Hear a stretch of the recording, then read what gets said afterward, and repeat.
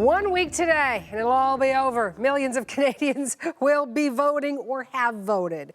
Now, if you're not able to get to the polling stations next Monday, today, I can tell you, is the last day for advance voting. Dave Taylor joins me from CBC Election Centre to look at what's happening with the parties. Let's start with that advance polling. Last day, let me remind our viewers of that. But Elections Canada says it is happy with the turnout in this advance voting. Does that bode well for the election day?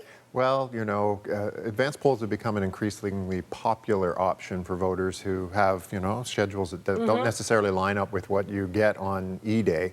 So whether it bodes well for turnout, honestly, Suhana, there's so many things that affect turnout on the day, whether the weather's good or bad, whether people suddenly feel motivated or unmotivated, whether the parties are actually able to deliver the vote to the polls.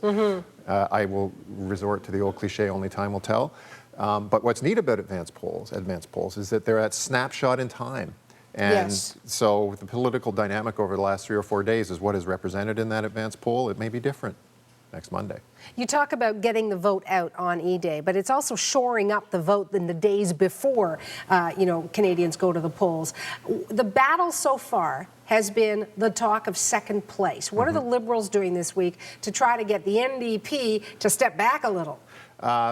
Talking a lot, pushing hard in certain places. Michael Ignatieff is actually in NDP ridings today in Thunder Bay, and later in Vancouver. He'll be sort of nipping around in areas where the NDP is strong. Now, he also brings his campaign back, we expect, to Ontario, and that would suggest to me, in fact, less time spent in NDP territory and more time spent, frankly, shoring up the Liberal base. You know, the party's base is here in Ontario. If he's here, spending a lot of time here, that would suggest a bit of, you know, furniture saving underway. And for the NDP, if you look at the leader, Jack Layton, I mean, his support surging in Quebec. What does he do to keep that momentum? Because still, a week is a long time in politics, right? Well, he's going to have to fend off some pretty spirited attacks. The Liberals out with a brand new attack ad this morning, which interestingly frames Stephen Harper and Jack Layton as both sides, or two sides of the same coin, which some might find an odd combination, but that gives you an idea of the sort of thing that's going to happen. He's also, Layton, getting attacked by Stephen Harper.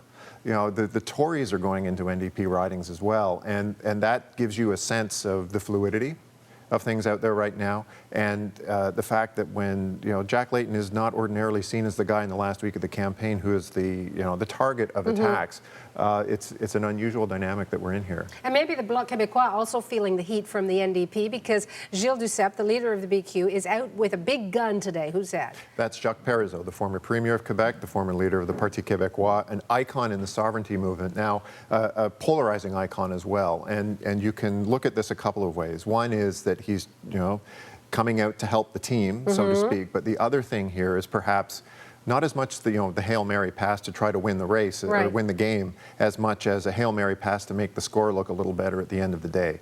The Bloc is under tremendous pressure on the island of Montreal, and to a certain extent off the island of Montreal from the NDP.